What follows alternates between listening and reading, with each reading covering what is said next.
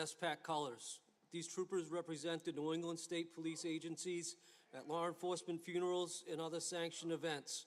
This specialized unit serves at the discretion of the host state's respective colonel. The NESPAC Honor Guard serves a special purpose as they represent all New England troopers and their unwavering support of Sergeant Russell and his family. NESPAC projects the positive image and spirit of cooperation amongst the state police agencies of New England.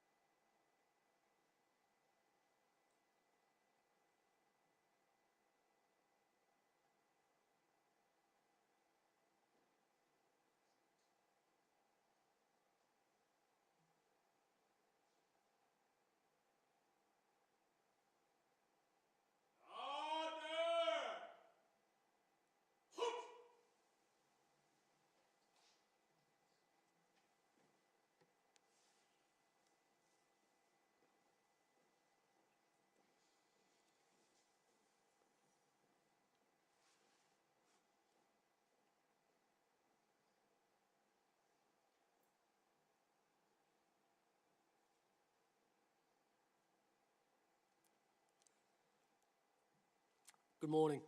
I'm Lieutenant Kevin Burton. On behalf of Colonel William Ross and the members of the Maine State Police, I thank you for joining us today here at the Point Community Center. This morning we we pay tribute to Canine Preacher, a brave and faithful member of the Maine State Police. We offer our gratitude to Chaplain Kevin Brooks, who will now provide our invocation.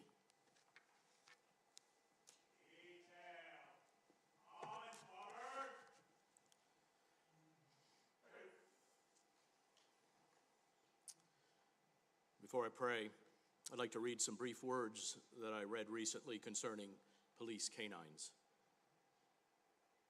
His eyes are your eyes, to watch and protect you. His ears are your ears, for they safeguard in the dark. His nose is your nose, to scent, track, and lead you. His life with no greater love is yours, so you may live. We remember and honor Preacher today. Let us pray. Heavenly Father, while our hearts are heavy for the loss of Preacher, we are also filled with honor and pride because Preacher did his job so others could live. God, I especially pray for Sergeant Jonathan Russell, for the loss of his partner and friend. I ask that you continue to comfort, encourage, and strengthen him along with his family. I ask that you would also comfort and encourage and strengthen all who are grieving for this great loss. God, I ask that you would bless our time together today as we remember and honor Preacher and his service to our great state of Maine. I thank you for each one who will speak and share their thoughts and memories with us. Help them and strengthen each one of them, I ask. And I ask that we might all find words of encouragement here today, that our grieving hearts might find hope and peace. Again, God, I ask that you be present with us today and strengthen all. And I ask these things in your holy name. Amen.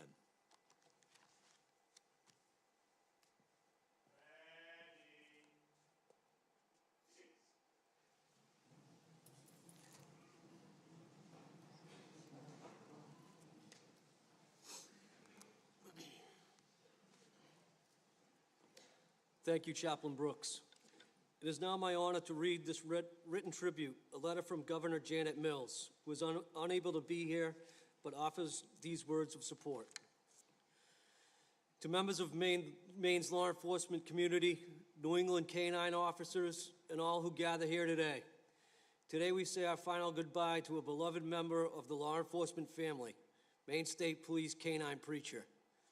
On February 3rd, Preacher, along with his partner, Sergeant John Russell, were in active pursuit of a fleeing suspect when Preacher was shot in the abdomen by the suspect. Preacher was rushed to an emergency veterinary clinic alongside Sergeant Russell and tactical team members, where he was stabilized but eventually succumbed to his injuries. He was surrounded by those who had worked closest with him and loved him through his final moments.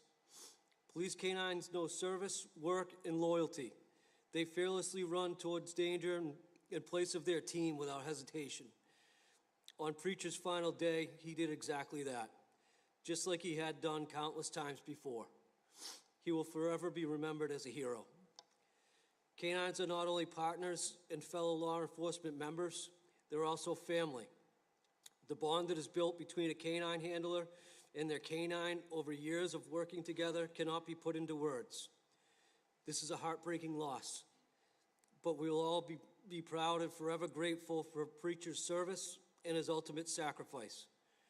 Thank you again for being here to honor Preacher. I extend my sincerest condolences to Sergeant John Russell on the loss of his partner and to the entire Maine law enforcement community. Sincerely, Governor Mills.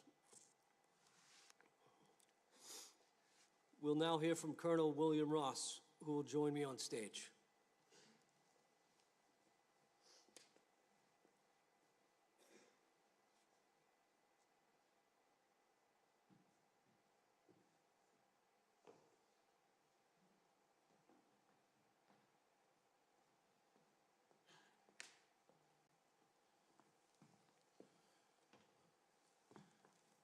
Thank you, Lieutenant Burton. My condolences to Sergeant Russell and his family for the loss of a preacher. He was killed in the line of duty. When I first heard that, I was pretty pissed off that someone would take the life of one of our canines. And I want to talk to everyone today about protecting and serving.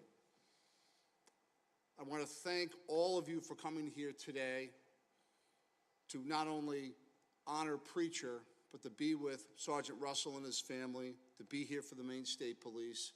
I'm honored to have you, and I think it's important that we have this type of memorial for a canine that was killed in the line of duty.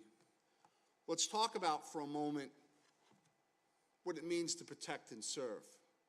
I have some comfort here today with this group of people, because most of you know what it means to protect and serve.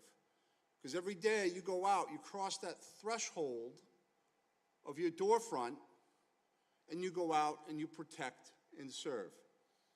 Whether it's a day shift, an evening shift, midnights, snowy day, rainy day, it doesn't matter. You go out. You're trained to go out. You've accepted the fact that there are dangers out there. You are there for the community to protect and serve. That's what we do. That's certainly what Sergeant Russell and Preacher did, and this tactical team did, and the first responders did on February 3rd. But we don't have to look too far. Just a couple of days ago, a couple of parking lots down here at the Main Mall, there was a shooting. Law enforcement goes in. They put themselves in harm's way, put others before them to protect and serve. Now, when we cross that threshold out of our home, when we go out, we don't know if it's going to be a good day, a bad day, an exciting day, or the unthinkable. But we know we're prepared to handle it. We're prepared to handle it because of our training, because of those of us around us, because of teams. There are people that are out there that don't understand what we do, and that's okay. There are people out there that criticize what we do, and that's okay too. But what I'm asking is for those people to listen to why we're here today, why we're here to talk about Sergeant Russell and Preacher. What did they do to protect and serve? Because it's important to know why we are all here, why we are doing this. We're doing it for the community. On February 3rd, first responders, Rustic SO, troopers, go to a residence in Portage, Rustic County. It's a domestic violence call. They're there working it, trying to get the suspect into custody, when the unthinkable happens. That bad day comes. Worcester County deputy is shot. Bullets start going through cruiser windows. Those people, those first responders, put their lives on the line for victims and the innocent people of that community, because that's what they do. They protect and serve. Those first responders realized that this thing had just turned for the worse. So they make the phone call. They call the State Police Tactical Team, the Crisis Negotiation Team. Sergeant Russell and Preacher are a component of that team. Highly trained people. Just like our NESPAC folks here, just as our local tactical teams are, they're prepared for these things, and they deploy. And even though I'm talking here, this doesn't happen in a matter of minutes. This whole thing is unfolding over hours and hours and hours of trying to get this suspect to come out and turn himself in without any further harm. So this tactical team here gets in place. Sergeant Russell and Preacher are in place. Our crisis negotiation team working to get this person out the door. That person makes a decision. They leave the residence. They don't want to be held accountable for what they've done. They made a decision, and we're prepared for that decision. Sergeant Russell and Preacher were positioned for just something like that to happen.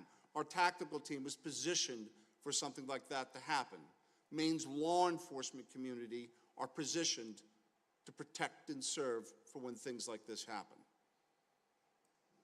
Preacher was deployed, as he was trained to do, and he bit, not to hurt the person, but to apprehend the person to put an end to this.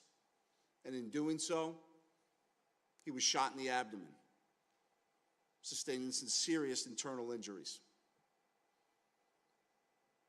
That call continued. We all know how it ended. The suspect was shot and killed.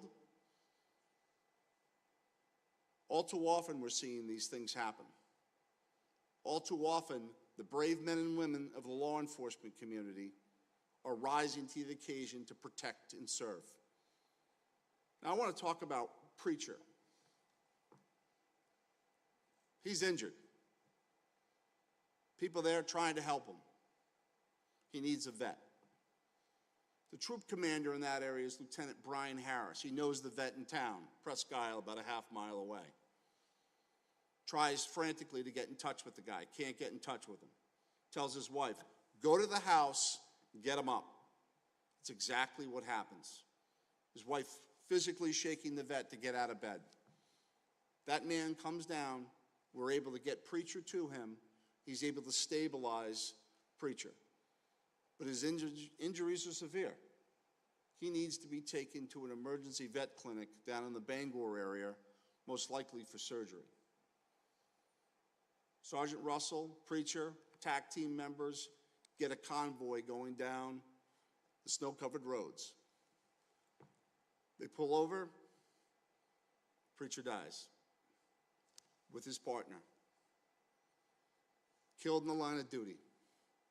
A hero. That dog saved lives. That tactical team saved lives. The people in this room save lives. I hope people are listening. I hope people are listening. Now, I don't know to what extent, I'm a dog guy, but I'm not a canine handler. A dog feels emotion. I can tell you right now, Preacher, he knew that night he did good. He knew he did his job. And when he left us, I hope that's what was going through his head, that he's a good boy.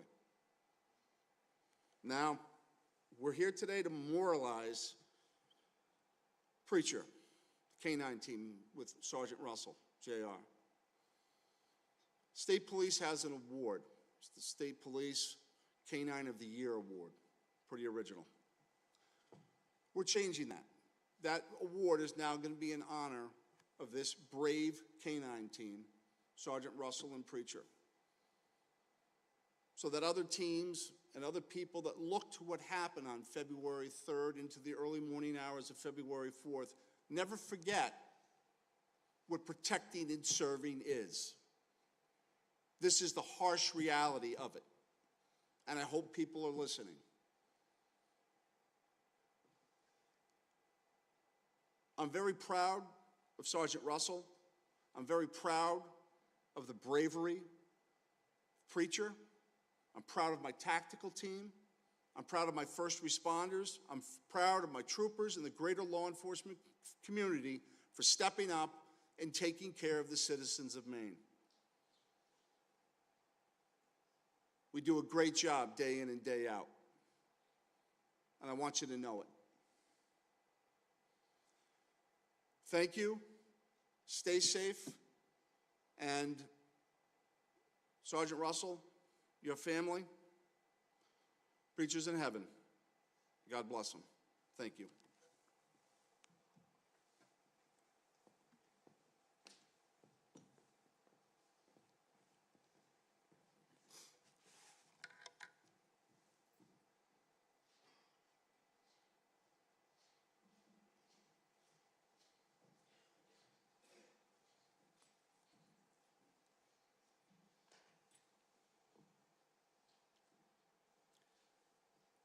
Thank you, Colonel.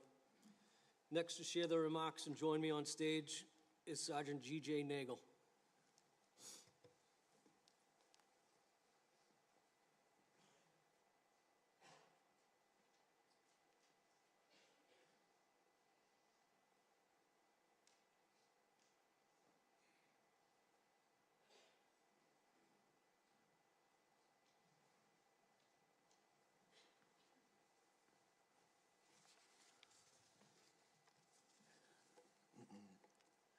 Good morning, everyone, and welcome to this memorial service as we gather here together to honor Canine Preacher for his actions of aggressively challenging an armed adversary and sustaining fatal injuries to protect the lives of his fellow human law enforcement officers. I want to personally thank each and every one of you who are present here today to support John, his wife Sarah, and their 3 young, beautiful children, Sophie, Scarlett, and Stevie, as well as our law enforcement community as a whole, as together, united as one, we grieve the loss of Canine Preacher and support John during this extremely difficult time. Words can't truly express how amazing it is to see your unwavering support on display, as many of you traveled here from all across our great state of Maine and beyond, convening here today from other New England states in honor of Canine Preacher. I often tell new handlers that the police canine family is a family within a family, and those words stand true here today. Again, I sincerely thank you all for attending. John, as I know Preacher is gone from earth forever and can never be replaced, I pray that you and your family will feel the Lord's comfort and peace. I trust he is faithful and will allow this celebration of Preacher's life to bring you solace. As I ruminated over what to say here today, I decided I'd like to share with each of you how I first met John, a little background about Preacher, one of the many things he taught me personally, and then a few quick stories as we remember the legacy he left behind. In September of 2013, I was employed as a deputy sheriff for the Kennebec County Sheriff's Office. I was a canine handler and a member of the State Police Canine Training Unit. During this time, I happened to be in the hiring process for the Maine State Police and would later be hired in December. One day while I was off duty, I went to my family camp in Oxford County. Upon arriving, I found that the front door had been kicked in and a few things missing from inside. I reported the burglary and learned the State Police were covering the area at the time. Lo and behold, a young trooper named John Russell was assigned to this call for service and showed up at my camp. I had previously heard of John and was aware he would soon be joining the canine unit with his very first canine partner, Gus, but I had never met him before. John and Gus attended the next patrol school in the spring and successfully graduated in June of 2014. In this same month, I was reunited with the canine unit after completing the hiring process, graduating from the 65th Recruit Training Troop, and then completing field training. From that summer on, I had the opportunity to train alongside John in the training unit, and it didn't take long for me to realize that he was going to be the real deal as a canine handler. On a consistent and regular basis, as he strived to become the most reliable and successful canine team in our training unit. Through his hard work, dedication, and commitment, John and Gus went on to have a highly successful career. As the years went on, John became a member of the training staff for the unit and continues to serve in that capacity today. In 2022, Gus's decorated career came to an end, and in the fall, John was issued a new dog. At this juncture in time, John was already serving on our tactical team, and we had been teammates for a year and a half. We knew this SWAT-level dog required certain traits, and as you can imagine, John was elated to have the opportunity to train a dog from the get-go as a team dog. Due to the nature of the calls that the team responds to and the situations that our dogs are put into on a regular basis with the expectation they will perform at any and all cost, the selection process for a higher caliber, top-tier dog is arduous, but is a requirement. It's a must-have. These dogs are purchased, trained, and maintained to the highest level we know how, as they are force multipliers and help reduce risk to our teammates while apprehending the most violent, dangerous offenders in our state. To put it in the simplest terms, these dogs must be fearless. As the time drew near for John to start the new dog selection process, I shared his excitement with him. I wasn't only happy for him, but I was also happy for our team. I knew once he was paired up with the right team dog, together as a canine team, they would go on to help bolster our team's capabilities. I wholeheartedly believe they would become a true asset for our team, and boy, didn't they ever. As a small token of appreciation and to ensure their ultimate sacrifices are never forgotten, many of the working dogs in our unit are named after fallen troopers. In 2018, our other team dog was named in remembrance of fallen Jeffrey Parola, who was a member of our tactical team. When John received his new dog for our team, our teammate, Eric Susi, came up with the idea of naming our new four-legged teammate after Chaplain Don Williams, who didn't die in the line of duty, but had unequivocally lived a selfless life and was highly respected by everyone who knew him. Chaplain Williams served multiple different law enforcement agencies while also pastoring a church in Augusta for 30 consecutive years. Well before the inception of my time on the team, Chaplain Williams earned the trust earned the trust of the members of the Maine State Police tactical team and was deeply embedded as the team chaplain. One of his nicknames around church, the team, and the agencies we served happened to be Preacher Man. John quickly adopted the idea of naming his new partner after Preacher Man and ultimately chose the name Preacher. Little did we know then that in just a few short years we would know exactly how fitting and appropriate Preacher's name really was. As I mentioned, Don lived a selfless life and always put others first. For everyone here who knew him, you know that cannot be overstated. And Preacher did just that. Preacher exemplified Don by living a selfless life. He made the ultimate sacrifice without fear or hesitation by courageously laying down his life to help protect everyone else around him. I'll never forget that late afternoon in the fall of 2022 when John and I helped screen Preacher. This was the first day John had met Preacher. One of the first tests we administered was a courage test. For those who aren't familiar, this is a very simple yet common test for screening working dogs. We leave the dog alone in an unfamiliar environment, and once they settle in, we have a decoy approach them, acting strangely and suspiciously to see what the dog will do. It's basically a fight or flight test. Will they defend themselves, or will they turn and run because they're alone and scared? Do they have what it takes to fight and defend themselves without having a handler present? During the test, depending on how the dog reacts, determines how much pressure is put on them. By pressure, I mean how close the decoy gets to the dog without allowing them to bite, because the decoy should not have any protective equipment on to help simulate a real-world encounter with a suspect. Well, there we go.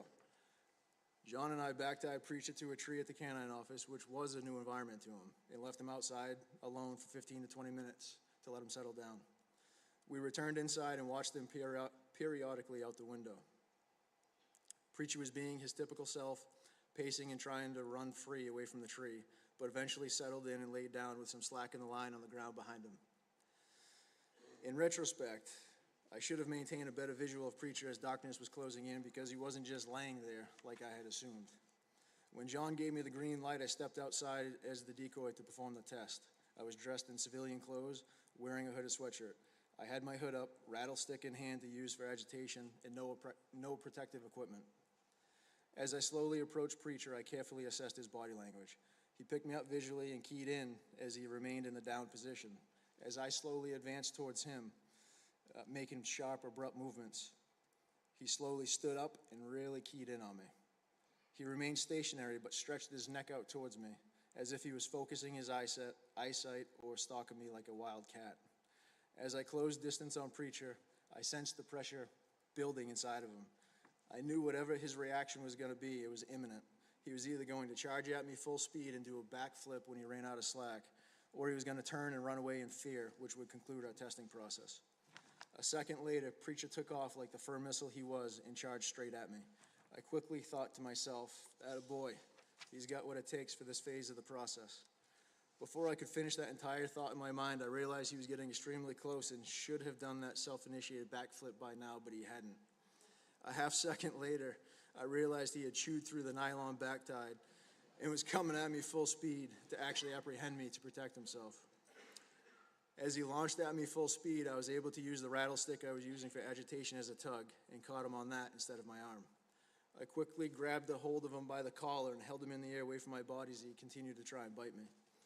John and Sergeant Dalton immediately came running out of the office to get him. Although they may have been laughing at the circumstances, I wasn't, because at the time I didn't find it comical at all. But I managed to share a smile with him because I was happy with Preacher's performance. I knew he had just passed the test. That was one of the many important lessons Preacher taught me personally. Don't use a nylon back tie for the courage test in the future. Got it. Roger that, Preacher. Thank you. Preacher went on and made it through the selection, became a team dog. With any new dog around the team, just like a new operator, the dog needs to earn the trust of his teammates. Because of the high level of drive Preacher possessed, earning trust took some time with some challenges along the way. His two biggest challenges in the SWAT environment were these: stay quiet on perimeter and don't bite your teammates. Sounds simple, right? It's not. For those who have never worked a truly high drive dog, to accomplish these two tasks takes hundreds of training hours. Although we and our teammates wish we could achieve this overnight, we can't. And if we could, we would, because we know just how critical it is for the safety of our teammates and the success of our missions. To think back to where Preacher's decimal rating was just 2 years ago on the soundboard from a perimeter position to where he was during last week's incident speaks volumes to John's personal dedication and commitment to his training. I know John trained hundreds, if not thousands of hours for that moment on February 3rd when he sent him for that apprehension. Preacher remained quiet in the seconds before being sent, which was a difference maker. Preacher knew what he had to do to protect John and his other teammates to give them the best chance of survival, knowing if he was loud, he'd give away their position and they'd more than likely take gunfire before having any reactionary time in a very rapidly evolving, tense, and uncertain situation. Preacher displayed his unconditional loyalty and love for you, John, and our team, as he pursued this suspect, because he knew just how dangerous he was. Another memory of Preacher I'd like to share was the first live apprehension I was present for. This was a call in 2023 when our team was executing a high-risk search warrant for a violent suspect who had committed some burglaries, thefts, home invasions, and had managed to elude the police multiple times. Preacher was still new to the team and was still in that earning of the trust phase. As we kind of expected, upon arriving on target and announcing our presence, the suspect decided to flee Seaside, directly towards John and Preacher's perimeter position. As they exposed themselves to challenge the suspect, he made a terrible decision. Instead of surrendering, he does an about-face and flees straight away from them across the open yard towards the woods on the B-side. While this is occurring in the backyard, I'm in the driveway, standing behind the Bearcat because we had other compliant people coming out the front door and encountered someone in a parked vehicle in the driveway that the React team was now taken into custody. I heard over comms that the suspect was fleeing Seaside and that Preacher was being sent off lead towards B for an apprehension. We all paused as we knew that the suspect Preacher was pursuing was our primary target. As we made a hasty assessment and considered shifting resources to help contain him, I remember thinking to myself, shouldn't we be hearing some vocalization by now from the suspect? Preacher ought to be on him by now. Maybe we should just get back in the truck and button up and drive up the road in case he pops out of the woods, because having Preacher loose, running around, was throwing off my own OODA loop. In that moment, Preacher was a real concern of mine. We hadn't quite yet conquered a strong foundation of operator neutrality up to this point in his training, and as John would often call him, he was still considered an equal opportunity dog. Had he rounded that corner from the backyard into the front yard and saw us, we'd become his target instead of the suspect. I knew we'd now have two problems on our hands, the suspect trying to break perimeter and Preacher man on one of us. Thankfully, what felt like 3 minutes was probably 15 to 20 seconds, and then we heard it coming from the woods. We knew Preacher had made contact, but still there was no radio traffic for a few seconds. I remember thinking, oh no, I hope that's not one of our teammates in the woods on the B-side. Seconds later, we received radio confirmation that the suspect was in fact in custody, thanks to Preacher. Preacher was a very strong dog, both mentally and physically. When it came to his physical abilities, he performed like a professional athlete. One day in training, we were doing bite work, working on environmentals in tight spaces.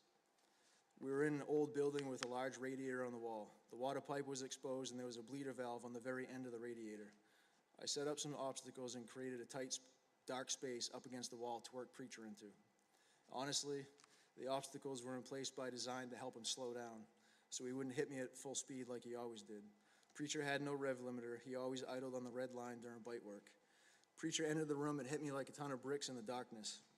He hit me so hard and knocked me back into the wall.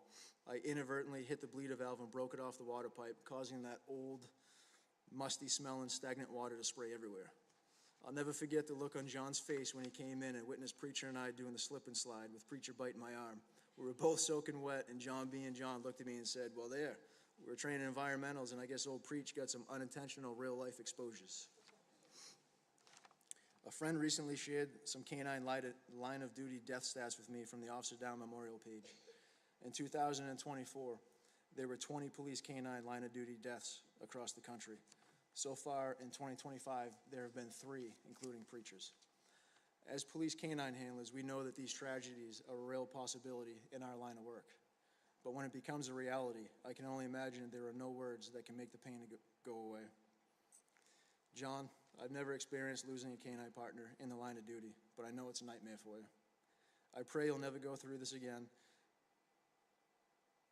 and that each handler here who hasn't experienced it never will.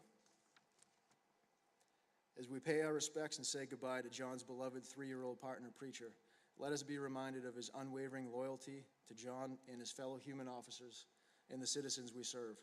Preacher was more than a trusted partner and faithful friend. He was a member of the Russell family. John will have other canine partners in the future, but never another one like Preacher, as he was so special in his own way. On February 4th, when Preacher was taken from us, I started having flashbacks of snapshots throughout his career. I thought back to that moment in time of the courage test and laughed to myself, acknowledging the fact that on his very first day with us, he showed us just how much courage he had, just like he did on his final day with us. Although his life was short and he was taken much too soon, Preacher was a great example to all of us, as he showed us it's not in the years in your life that count, it's the life in your years.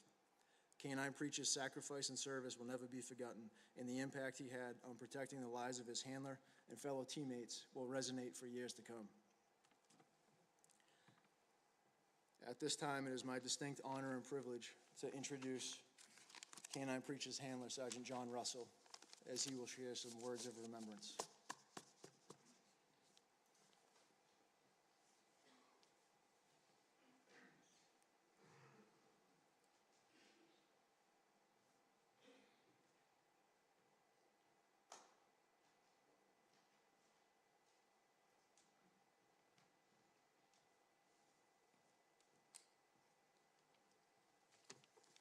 All right.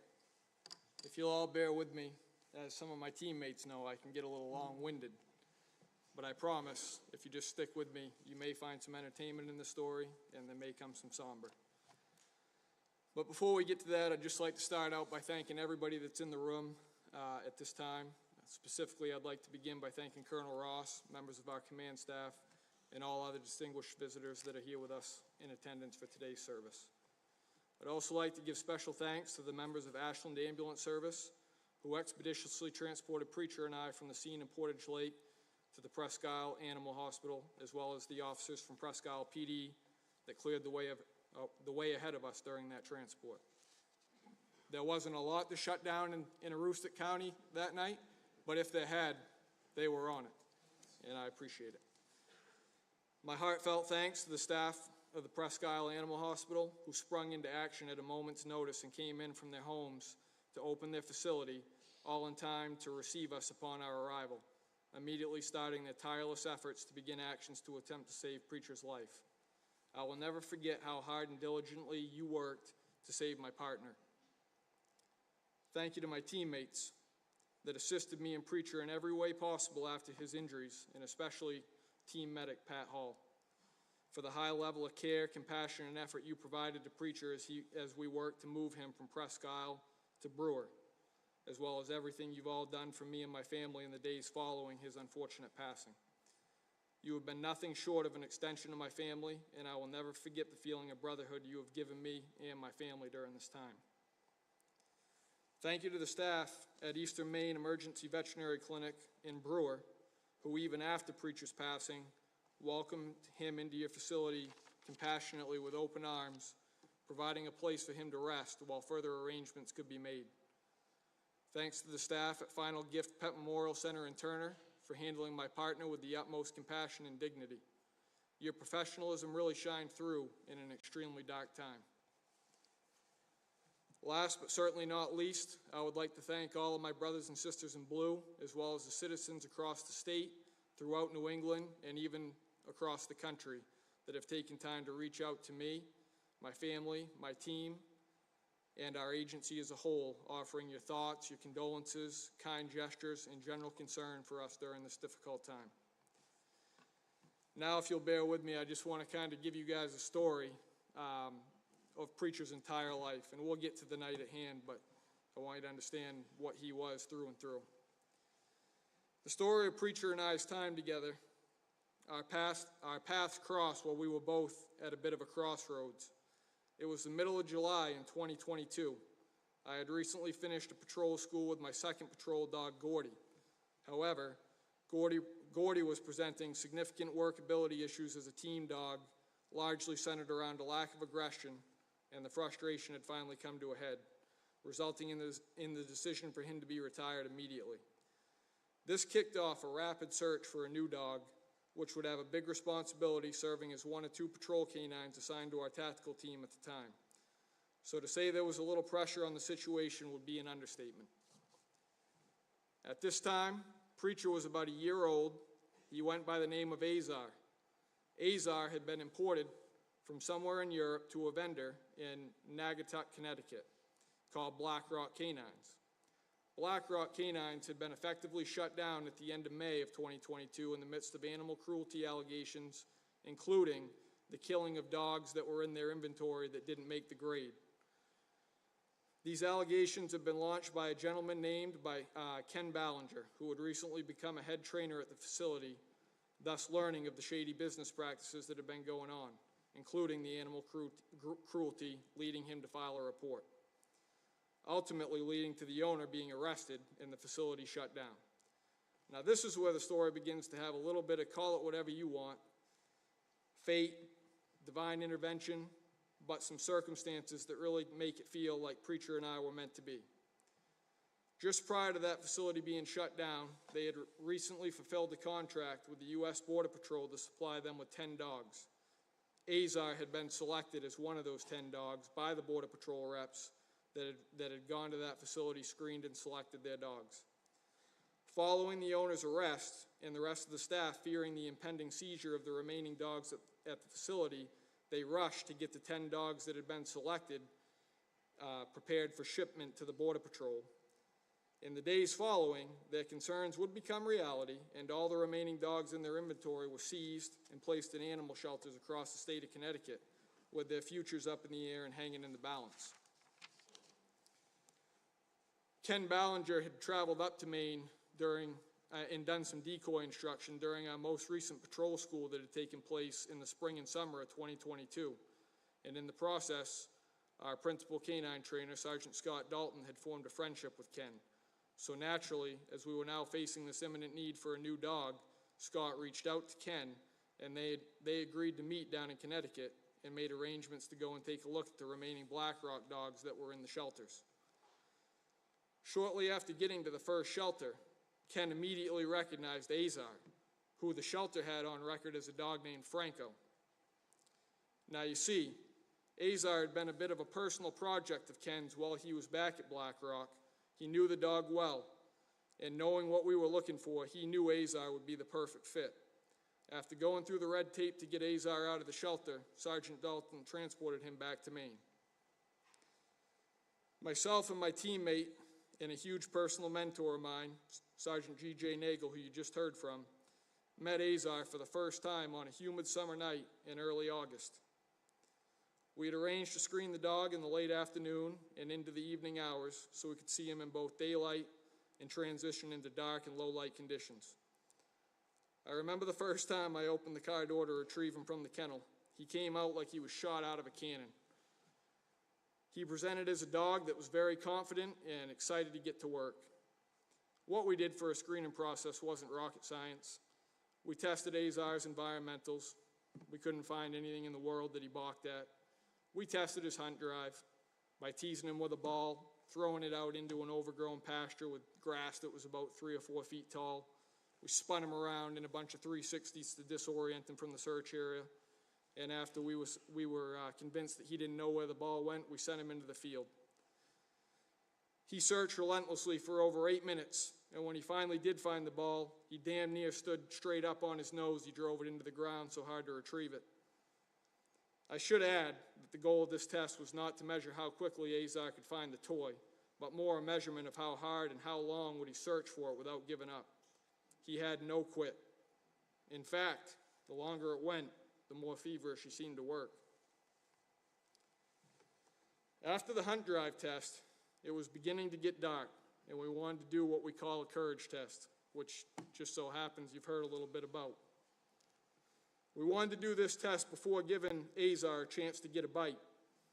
I want to paint this picture as well as I can because this is where things began to get a little dynamic. We set this test up with Azar in a harness attached to a thick nylon tie-out, essentially a cargo tie-down strap. It was about 25 feet long. After he was tied out, myself, Sergeant Nagel, and Scott Dalton all returned inside the office where we stayed for about 10 to 15 minutes, allowing Azar to just settle in and get neutral to his environment. Once inside, we watched Azar from the corner office windows. He laid down in the grass and seemed to settle in, After a short time, he laid down. As we watched him, he appeared to be eating the grass around him, which is not uncommon. He'd just been transported. His stomach could be uneasy. Dogs chew grass all the time. The plan for this exercise was that GJ would be the decoy. He would not be wearing any bite equipment, as the mere sight of bite equipment alone can stimulate a dog of this caliber and present false confidence. Upon exiting the building, GJ would walk in a suspicious or stalking manner across the parking lot toward Azar. At some point in time, Azar would have to make a decision, essentially to fight or flee from the area to avoid the conflict of this suspicious person. As GJ exited the office, he had his hooded sweatshirt hood covering his head, armed with nothing but a wooden rattlestick in his right hand. As he approached Azar, he started out walking normally at a slow pace. As he made it about halfway across the parking lot, he slowed down, kind of lowered his shoulders, and presented his already menacing stature in an even more suspicious demeanor, continuing to progress toward the dog. Azar quickly got up on all fours, and as GJ took a few more steps, Azar quickly decided he didn't like what he was seeing. He lunged forward. It should be noted that GJ was likely still about 50 feet away and well outside the distance of the 25-foot back tie Azar was anchored to. Azar was exhibiting the exact meet force with force response we had hoped to see, well before any real provocation. I liked what I was seeing, and GJ's safety never even entered my mind. I mean, at the end of the day, we just had a really angry dog closing ground at the speed of sound on a decoy with no equipment, but he was anchored to a back tie, right? Well, as it turns out, Azar hadn't been lying down eating grass while becoming neutral to his environment. He had gone to work with his razor-sharp teeth on the nylon back tie. By the time GJ approached him, there was either just a little of the nylon line left attached or none at all. Azar got to the point where the line should have been restricting him and the reality sank in. There was no more line. Azar was in a dead sprint toward GJ, and it was clear nothing was stopping him at this point. Well, luckily for his own welfare, GJ is a bit of a magician when it comes to working dogs. He was able to feed that frail bamboo rattlestick in between him and Azar, successfully feeding it just about as deep into Azar's clacking jaws as he could get it, fending him off just long enough for me and Scotty to rush out of the office and wrangle Azar before any bloodshed occurred. I was relieved GJ hadn't been hurt, but I'd be lying to you if I wasn't laughing hysterically on the inside. Needless to say, courage, check. Oh, and a bit of resourcefulness as well. Lastly, we moved to the intentional bite stuff. I won't bore you with a long story on that, but we were all impressed. Azar was deployed for several bites on a full bite suit. He demonstrated a great grip right out of the gate, deep on the bite to the point it was miraculous he could still manage to take in oxygen with his mouth as full of material as it was, and GJ reported that the bite pressure was more than sufficient. We mixed in a few distractions throughout, including the deployment of a flashbang grenade, simulated gunfire. None of this seemed to deter young Azar. If anything, it just made him more angry. Throughout that afternoon and evening, I had primarily been the one to handle Azar. When you screen or test dogs, you're also training dogs, and you begin to develop a connection with them. Maybe it was due to the fact he had spent the last several months cooped up in an animal shelter, but that night it became clear that he was seeking companionship just as much, if not more, than I was. He struck me as a dog that was confident. He was young but exuded enormous potential. He was extremely tenacious and he was full of heart. Ultimately, Azar became my partner that night. After selecting Azar to be my partner, I decided to change his name. Over the years, it has been customary within our canine unit to name our dogs after fallen troopers.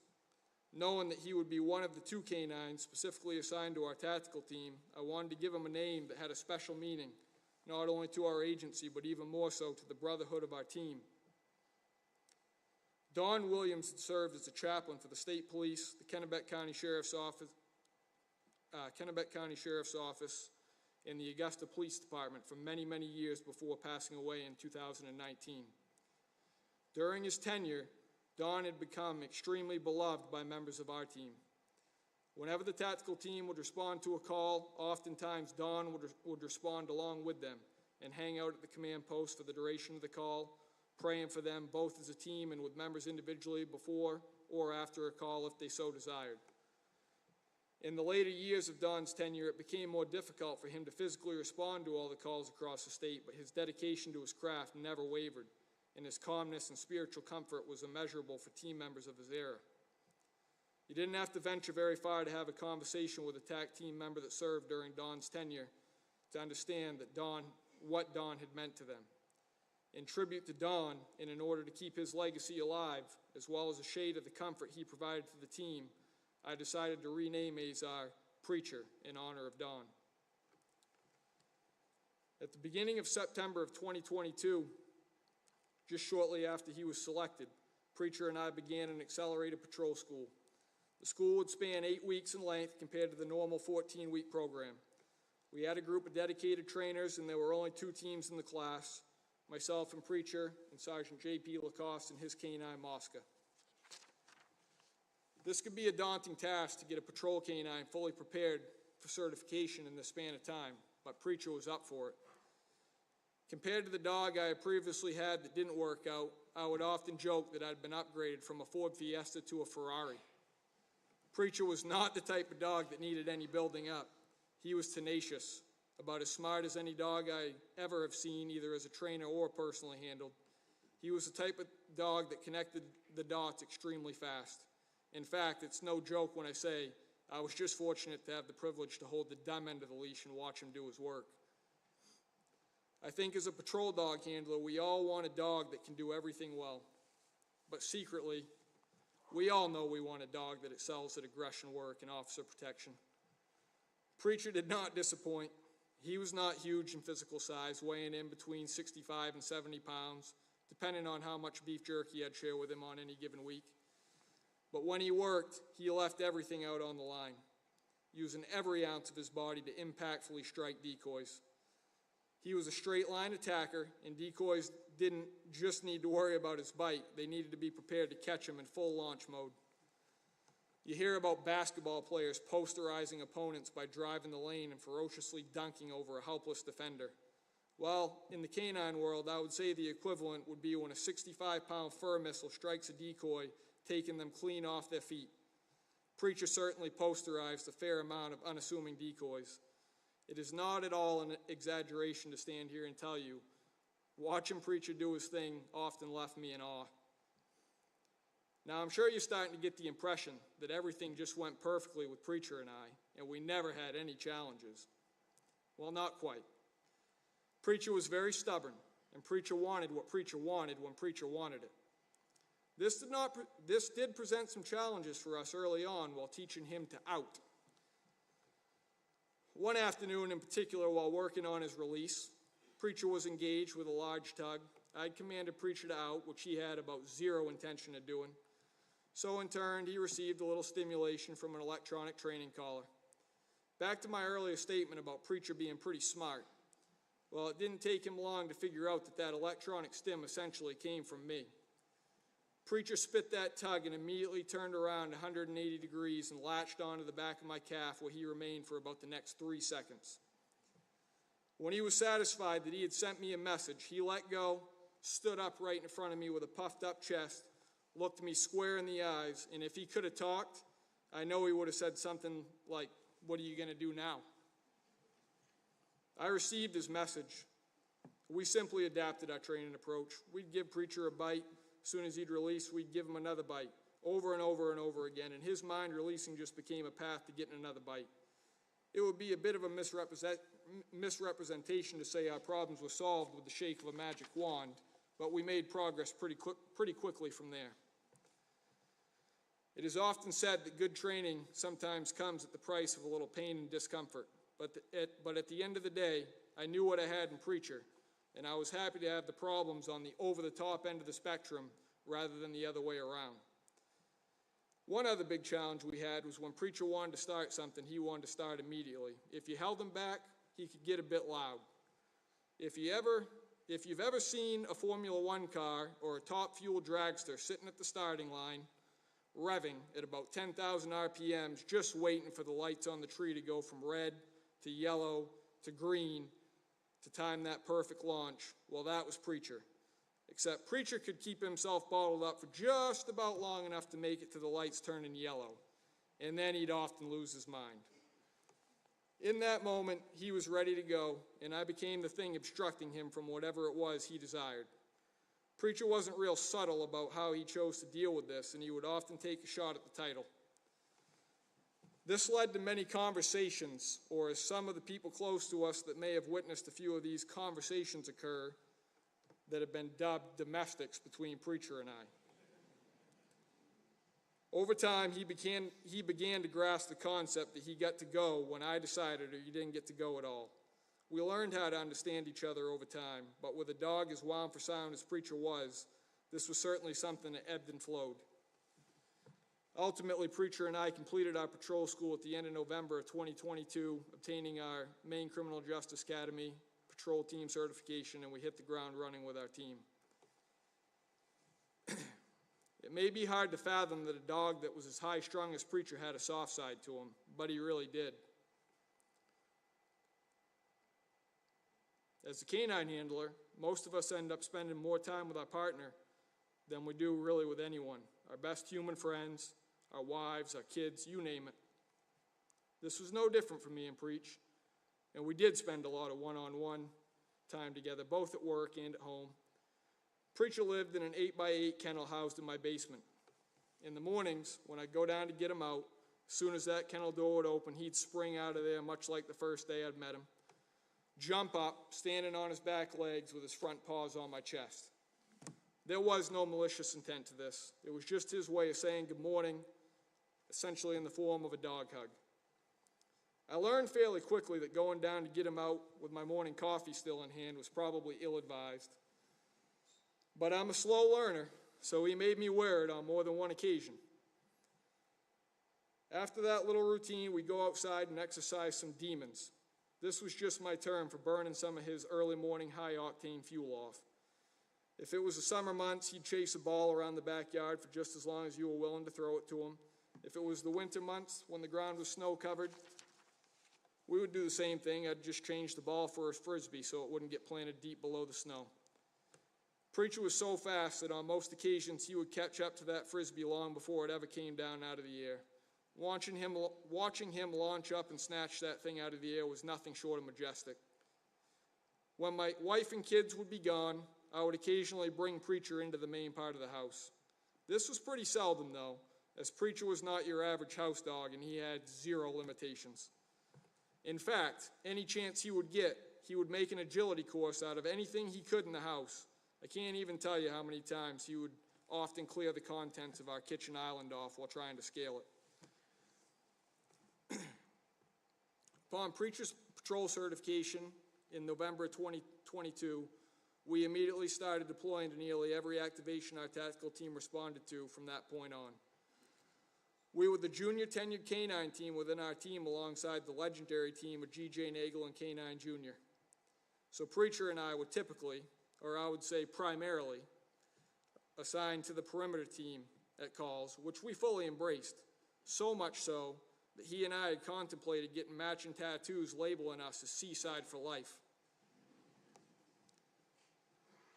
In all seriousness, we were proud and honored to be able to serve on the team at all, and we took the opportunity to be able to lock down perimeter and prevent any of the people we were dealing with from fleeing very seriously. It wasn't too long after we became fully certified that we found ourselves rapidly deploying to a perimeter position at a surrounding call-out search warrant at a house full of drug traffickers. Myself and Preacher, along with our teammate Marcus Rennie, made it to our spot behind the house undetected. Not long after our armored vehicle began giving announcements at the front side of the house, I thought Preacher was going to get his chance to prove himself. Marcus and I were watching a basement-level window on a walkout-style basement. It was the type that would slide open from left to right. We were in total darkness, but due to the interior lights in the residence, we could see a person very obviously come to the window, slide the window open. One leg came out, top half came out. I thought to myself, here it comes. You're going to get your first chance, Preach. Just as that thought had crossed my mind, my furry little Formula One car that I mentioned earlier had seen everything we had been seeing, and he had enough. He lunged toward the window, nearly dislocating my left shoulder when he got to the end of the leash, and started barking. And just like that, top half back in, leg back in, window slide shut. It worked out well, because it wasn't more than 15 seconds later, that same subject went upstairs, walked to the front door, came out with his hands up, and was taken into custody without incident. A wise decision on his part, but the emphasis was, we have to be quiet. It's easier said than done with a young dog in a perimeter environment, sometimes extending several hours at a time. But we worked noise discipline as a priority training point from that time on, and with training gains and natural maturity, Preacher had made huge strides. In the summer of 2023, Preacher got a chance to prove himself to the team. We rapidly deployed to a wooded area in the town of Chelsea, working intel that a wanted DV subject who was believed to be armed and dangerous and had been on the run for several days was in the area. Upon arrival, Preacher was cast in the area and immediately picked up a track and led team members on a track through the woods that ultimately ended up locating that subject and ended in a deadly force encounter. A few months later, we deployed to the town of Patton and surrounded a residence after patrol units had obtained a search warrant for a subject that had committed an armed home invasion some time prior. Shortly after our arrival and getting set on perimeter, the suspect emerged out of a camper in the backyard, attempted to break perimeter, and flee into the woods. It was a moment of truth for Preacher and I, as this would be his first real apprehension opportunity. Preacher had him in his sights as plain as day, and after disregarding a challenge to stop, the suspect turned 180 degrees, running straight away from us. As I released Preacher to go and apprehend him, both the suspect, followed by Preacher, who was closing the distance on him at a rapid rate, disappeared into the woods out of sight. It wasn't too long after that I heard sounds pretty symbolic of someone getting bit by a dog. And I knew Preacher had done what I always knew he could do, but no matter what you think, it's never real until it's real. Sure enough, upon approach, Preacher had him down on the ground, solidly attached to his right arm. In fact, he'd done everything but put the fellow in handcuffs for us. On our team, you earn your place here every day. And on that day, Preacher was put to the test, and he had passed in flying colors. He proved to his teammates what I already knew he could do, and he had now earned the trust and respect of everyone on our team. From that point on, I think it's fairly safe to assume that Preacher provided everyone with some peace of mind that if we had someone trying to break perimeter, he was going to handle it. And I don't mean to put that mildly. That is a task that, until shown you can achieve it, cannot be taken for granted. In the summer of 2024, our team responded to Lewiston after a male suspect had exchanged gunfire with the Lewiston Police Department and fled into a wooded area. After locking down the area and surveying it with drones, an area of concern was located shortly into the woodline, in a position that was just not safely accessible for operators to access. Preacher deployed ahead of the team, locating the subject and engaging in a bite and hold on his upper leg, which later led to a rumor that our team was now deploying with dragons. Truth is, Preacher just happened to engage the suspect's upper leg area where an iPhone had been in his pants pocket. When Preacher engaged him, the phone ended up between the suspect's leg and Preacher's jaws. The phone got crushed, causing the lithium battery to explode and catch on fire. Ultimately, the suspect was found to have taken his own life with a self-inflicted gunshot wound, but Preacher made the team's approach a lot safer, both in feeling and reality. As an operator or a contributor of any type on a SWAT team, you always want to have confidence in whatever it is you bring to the fight. If you're a sniper and you're worried your sight got knocked around and lost at zero, you'd immediately go to the range and re-zero it. If you had a non-lethal munition cartridge of any type that expired, or you were concerned that it got exposed to some element that would question its effectiveness moving forward, you would replace it. No questions asked. If you're a canine handler on a SWAT team, you train the hell out of your dog to be as ready as you can be for anything you can do to help your team and to keep your team members as safe as possible in everything you do or may have to do. And with Preacher, I never had any doubt in my mind at any time that he was ready and prepared to take action. And that provided huge peace of mind for me and huge comfort for our teammates. Preacher had earned their rating of reliability. As everyone knows by now, on the afternoon of February 3rd, our team responded to Portage Lake. a small town in Aroostook County, after patrol-level resources had responded for a domestic incident where a male suspect had assaulted his wife. She was able to evacuate and flee from the residence, but she was not able to take their newborn baby with her. Patrol resources from the State Police and the Aroostook County Sheriff's Office had responded to investigate that incident. During their investigation, they were able to get the suspect to come outside, and upon trying to apprehend him, he was able to flee back into his residence, eventually pulling a pistol and exchanging gunfire with the patrol units. After making it back inside with the baby, he again engaged law enforcement officers with a high-powered rifle from the second story of the building as they tried to evacuate the immediate area to containment positions. Ultimately, he struck Deputy Shane Campbell in his shoulder through the windshield of his patrol vehicle. This chain of events resulted in our team being activated to this dynamic situation. Just after 3 p.m., I arrived with Preacher, and we were assigned to a perimeter position along with our teammates, Andrew Hardy and Pat Flanagan. For several hours after our arrival, negotiators continued attempts to get the suspect to exit in hopes of a peaceful resolution.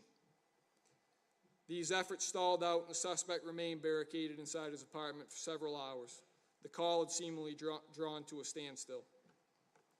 Shortly after 7:30 p.m., the suspect attempted to flee his residence in a vehicle that had been parked inside a garage on the ground level underneath his apartment. One of our armored vehicles was able to disable the vehicle shortly after its attempt to flee, and I shifted with Preacher from my perimeter position to try and get into a spot to intercept the suspect should he decide to flee on foot from the vehicle.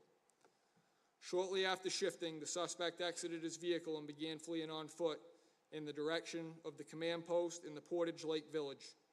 The whereabouts of the baby were unknown at this time.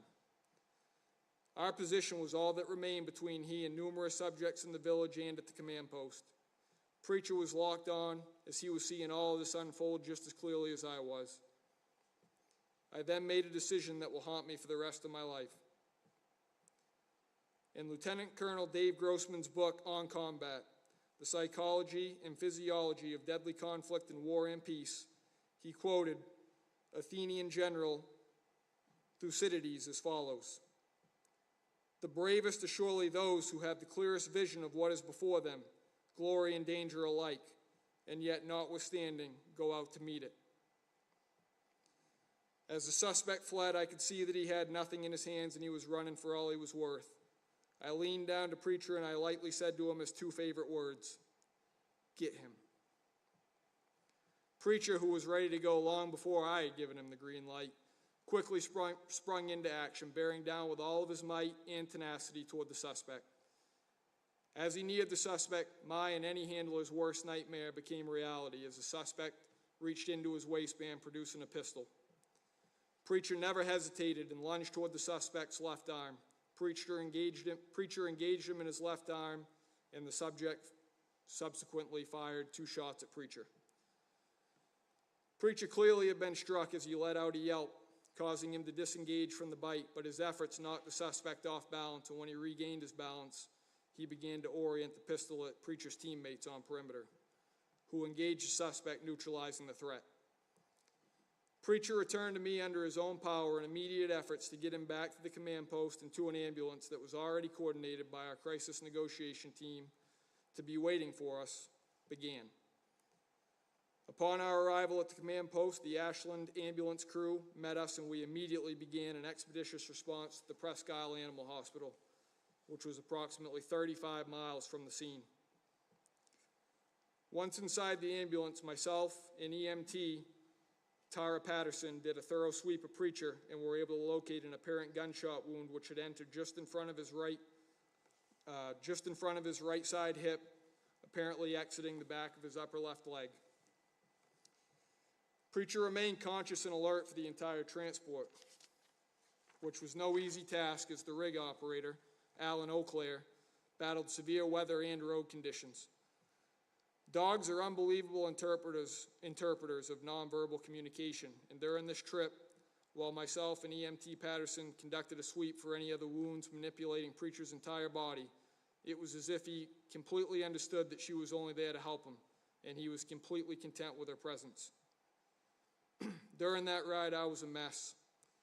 I continuously talked to Preacher as if he could understand everything I was telling him. I just continuously told him how proud of him I was and thanked him for everything he had done.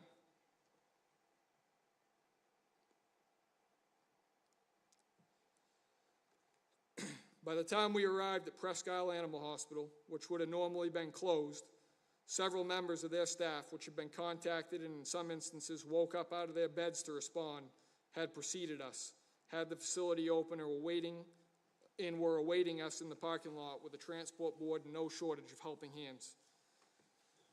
We immediately got Preacher inside, where they quickly assessed him, began flowing IV fluids, scanned his intestinal area, ultimately making the determination that he needed to be rushed into surgery to treat internal bleeding.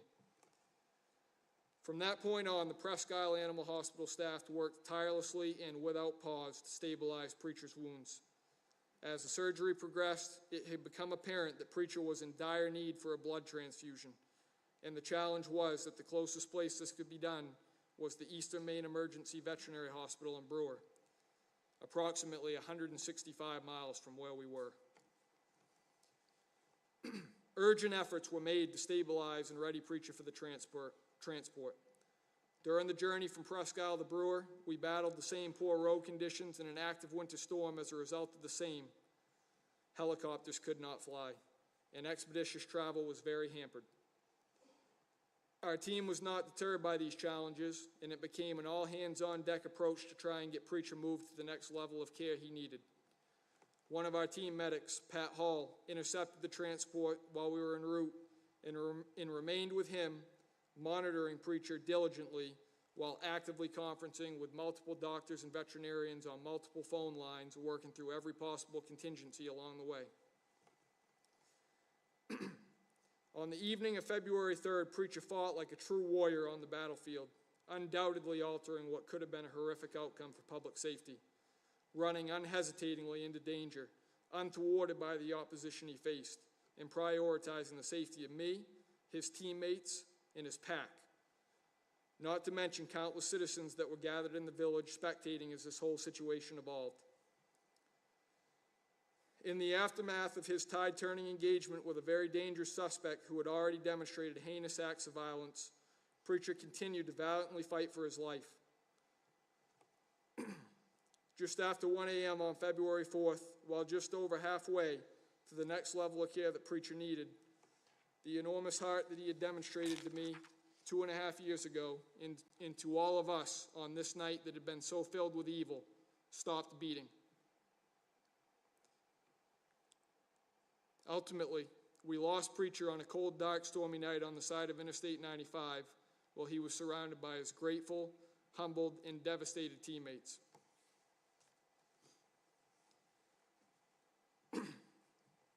Preacher,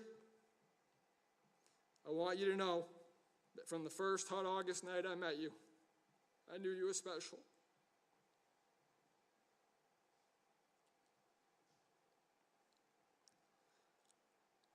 Your absolute desire to serve and satisfy a human companion and to become a part of a pack was so evident, nothing has ever been clearer in my life.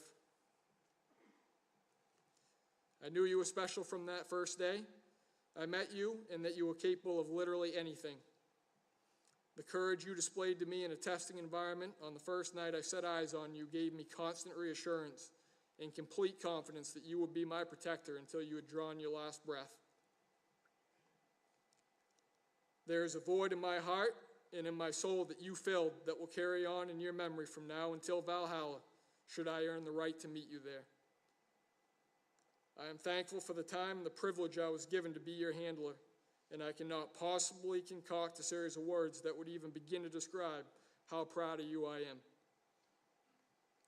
I am eternally grateful for your courage, your sacrifice, and everything you did when duty called, and you will forever be my hero. I love you, Preach.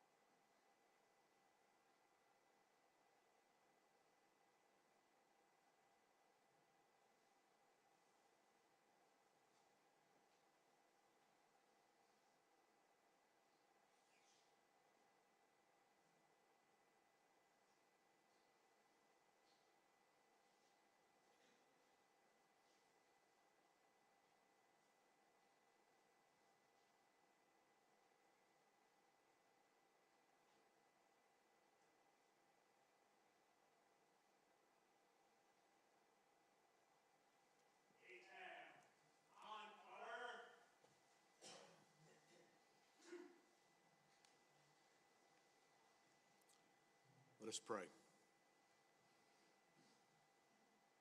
Almighty God, giver of life and creator of every living creature, we thank you that you are the source of joy and peace in times of pain and sorrow, and the source of hope even in times of loss. We are grateful to you for the life of Preacher and his service to JR, to the Maine State Police, and to our state of Maine. God, we thank you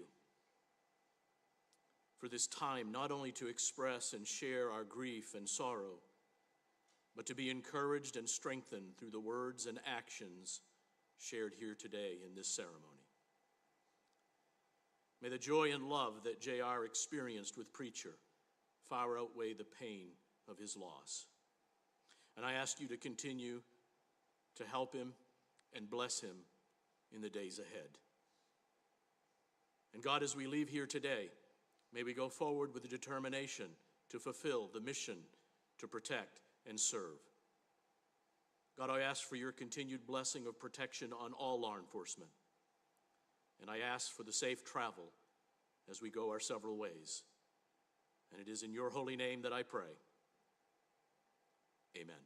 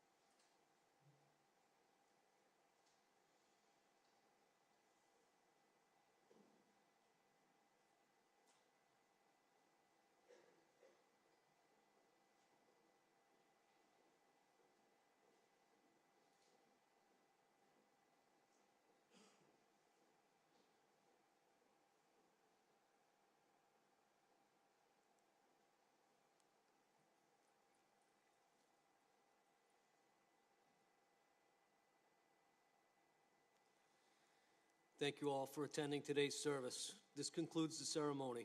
I will now turn it over to the Maine State Police Honor Guard for dismissal.